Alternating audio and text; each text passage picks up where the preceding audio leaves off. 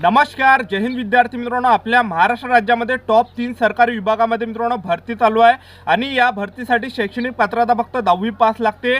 तर महाराष्ट्रातील मुलं आणि मुली या भरतीमध्ये फॉर्म भरू शकतात आणि 10वी पासवरच मित्रांनो तुम्हाला या भरतीमध्ये फॉर्म भरता येणार आहे। आणि या तीन विभागामध्ये मित्रांनो फॉर्म भरणे सुरू आहे। आता तुम्ही फॉर्म भरू शकता, उद्या फॉर्म भरू शकतात आणि तुमचं जर या भरतीमध्ये सिलेक्शन झालं तर पगार मित्रांनो 15,000 ते 47,600 पर्यंत मिळणार आहे आणि नोकरीचं जे ठिकाण आहे हे संपूर्ण महाराष्ट्र राहणार आहे। ठीक आहे, तर आपल्या महाराष्ट्र राज्यामध्ये मित्रांनो टॉप 3 सरकारी विभागामध्ये भरती चालू आहे आणि शैक्षणिक पात्रता फक्त 10वी पास ठेवण्यात आला आहे। तर या तीनही भरतीची माहिती स्टेप बाय स्टेप मी तुम्हाला आजच्या व्हिडिओच्या माध्यमातून सांगणार आहे। तर आजचा व्हिडिओ खूप महत्त्वाचा होणार आहे। व्हिडिओ शेवटपर्यंत बघा आणि व्हिडिओला आताच लाईक करा। नमस्कार विद्यार्थी मित्रांनो, माझी नोकरी कॉर्नर यूट्यूब चॅनलवर मी गोपाल अनखळे तुमचं सर्वांचं सहर्ष स्वागत करतो।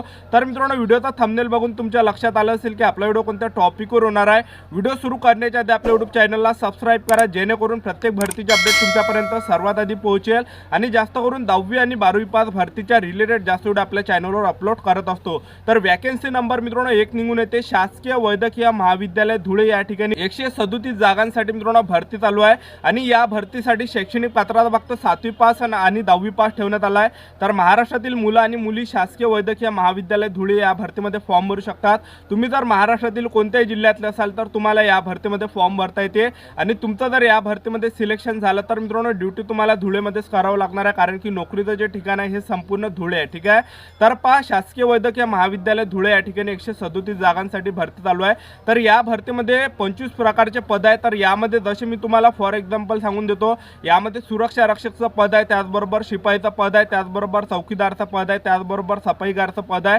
स्क्रीनवर तुम्ही बघू शकता ह्या 25 प्रकारची मित्रांनो पद या शासकीय वैद्यकीय महाविद्यालय धुळे या भरतीमध्ये आहे। ठीक आहे, तर या भरतीसाठी जे वयोमर्यादा आहे तर वयोमर्यादा ही 18 ते 38 वर्षापर्यंत ठेवण्यात आला आहे। SC ST कॅटेगरीची मुलं या भरतीमध्ये 18 ते 43 वर्षापर्यंत फॉर्म भरू शकतात। त्याचबरोबर या भरतीमध्ये फीचा जर विचार केला तर खुला प्रवर्गासाठी मित्रांनो 1,000 रुपये फी ठेवण्यात आली आहे, मागासवर्गीयांसाठी 900 रुपये फी ठेवण्यात आली आहे। तर शासकीय वैद्यकीय महाविद्यालय धुळे या भरतीचे जे फॉर्म आहे ऑलरेडी चालू आहे मित्रांनो।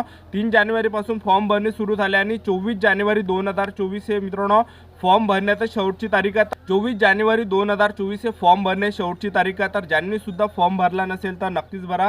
तर आतापासून मित्रांनो तयारी करा आणि या भरतीची अजूनही मित्रांनो पेपरची तारीख मित्रांनो आणखीन जाहीर झाली नाही आणि लवकरच पेपरची तारीख सुद्धा येणार आहे। आणि तुमचं जर या भरतीमध्ये सिलेक्शन झालं शासकीय वैद्यकीय महाविद्यालय धुळे या भरतीमध्ये तर तुम्हाला पगार मित्रांनो 15,000 ते 47,600 पर्यंत मिळणार आहे। ठीक आहे, वॅकन्सी नंबर 2 येते सेंट्रल बँक ऑफ इंडिया भरती 2024। तर 5 सेंट्रल बँक ऑफ इंडियामध्ये सुद्धा मित्रांनो फॉर्म भरणे सुरू आहे। तर 16 जानेवारी 2024 हे फॉर्म भरणे शेवटची तारीख आहे। सेंट्रल बँक ऑफ इंडिया या भरतीसाठी शैक्षणिक पात्रता फक्त 10वी पास लागते। तर महाराष्ट्रातील मुलं आणि मुली या भरतीमध्ये फॉर्म भरू शकतात सेंट्रल बँक ऑफ इंडिया भरतीमध्ये। आणि पदाचं जे नाव आहे ते मित्रांनो सफाईगारचं पद आहे आणि पगार सुद्धा तुम्हाला 15,000 प्लस या भरतीमध्ये पगार मिळणार आहे आणि सरकारी नोकरी आहे सेंट्रल बँक ऑफ इंडियाची। तर या भरतीसाठी जे मित्रांनो शैक्षणिक पात्रता फक्त 10वी पास ठेवण्यात आला आहे। त्याचबरोबर वयोमर्यादा या भरतीमध्ये 18 ते 26 वर्षापर्यंत ठेवण्यात आला आहे। SC ST कॅटेगरीच्या मुलांना 5 वर्षे सूट आहे, OBC कॅटेगरीच्या मुलांना 3 वर्षे सूट आहे। तर OBC कॅटेगरीची मुलं या भरतीमध्ये 18 ते 29 वर्षापर्यंत फॉर्म भरू शकतात। त्याचबरोबर SC ST कॅटेगरीची मुलं 18 ते 31 पर्यंत फॉर्म भरू शकतात। फीचा जर विचार केला जनरल OBC कॅटेगरीसाठी 850 रुपये फी ठेवण्यात आले। SC ST कॅटेगरी त्याचबरोबर एक सर्व्हिसमॅनसाठी मित्रांनो या भरतीमध्ये 175 रुपये एवढी फी ठेवण्यात आली आहे। त्याचबरोबर या भरतीमध्ये तुमचं जे सिलेक्शन आहे हे मित्रांनो लेखी परीक्षेवर होणार आहे सेंट्रल बँक ऑफ इंडिया भरतीमध्ये। तर या भरतीमध्ये तुमचं लेखी परीक्षेवर सिलेक्शन होणार आहे।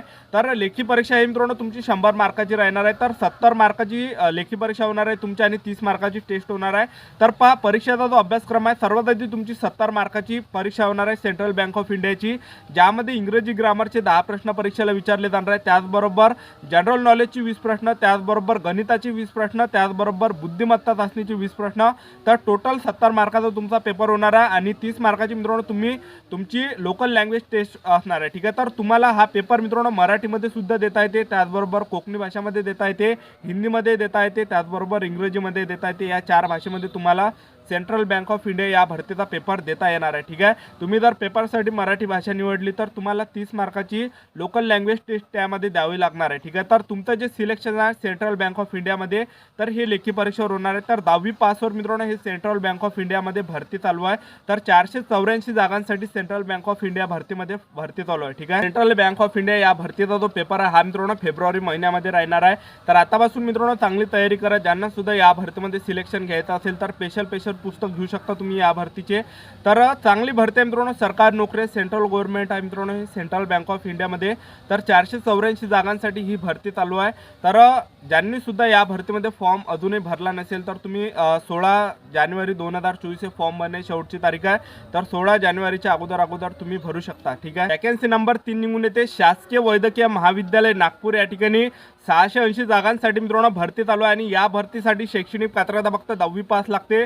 तर महाराष्ट्रातील मुलं मुली या भरतीमध्ये फॉर्म भरू शकता. तुम्ही जर महाराष्ट्रातील कोणत्याही जिल्ह्यातले असाल तर शासकीय वैद्यकीय महाविद्यालय नागपूर या भरतीमध्ये तुम्ही फॉर्म भरू शकता 10वी पासवर. आणि तुमचं जर या भरतीमध्ये सिलेक्शन झालं तर तुम्हाला नोकरी मित्रांनो नागपूर या ठिकाणीच करावं लागणार आहे, कारण की नोकरीचं जे ठिकाण आहे हे संपूर्ण नागपूर आहे.